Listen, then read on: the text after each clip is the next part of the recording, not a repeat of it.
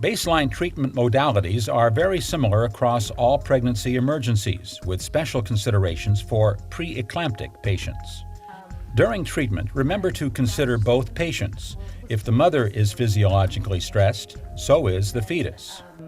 My ankles are a little bit more swollen than they have been. I don't know if it's related, but that's been going on too. Is this your first child? Yes. Okay. BP's 174 over 102. Okay. So that's a little bit elevated. What's a normal blood pressure for you? I think it was 130 over 70 last time. If that sounds right. I have some concerns with your high blood pressure, the pain you're having. Obviously, we want to make sure we take care of the baby and take care of you. So, Travis, this is going to be a load and go situation once you get the stretcher. And I definitely recommend that you see a physician today. Is that okay with you? Okay. Okay, good. So while Travis is grabbing that, I'm gonna give you a little oxygen. Okay. And try and relax.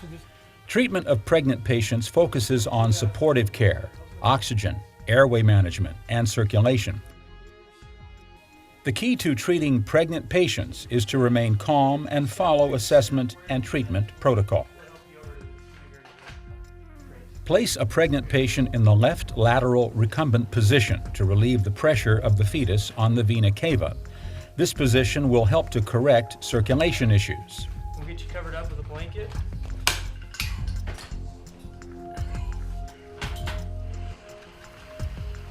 If the patient's blood pressure drops into the low range, ALS providers should administer fluids to treat dehydration or symptoms of shock.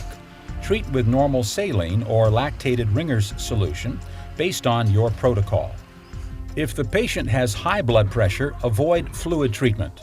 However, an IV should still be initiated by ALS for medications in case they are needed.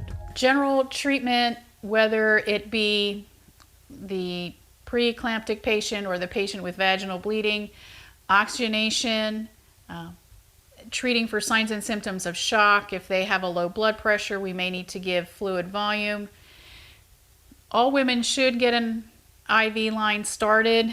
They don't necessarily need the extra volume. What we want to have that for is medication administration, medication access. If our patient is showing signs and symptoms of shock, we need to go ahead and do fluid resuscitation. Treat a patient with ectopic pregnancy by managing shock and administering oxygen and IV fluids.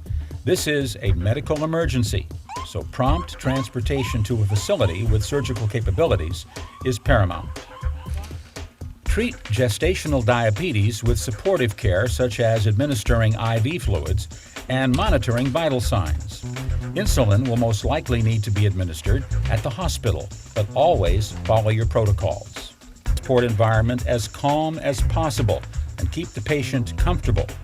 Because of the risk of seizure, during transport, do not use lights or sirens. Drive as smoothly as possible to avoid jostling the patient and triggering a seizure. Avoid flashing lights or strobes. You may have to cover windows with a sheet to reduce the flickering effect that can promote seizure activity. A smooth, comfortable transport with reduced stimulation will help reduce stress for mom and baby alike.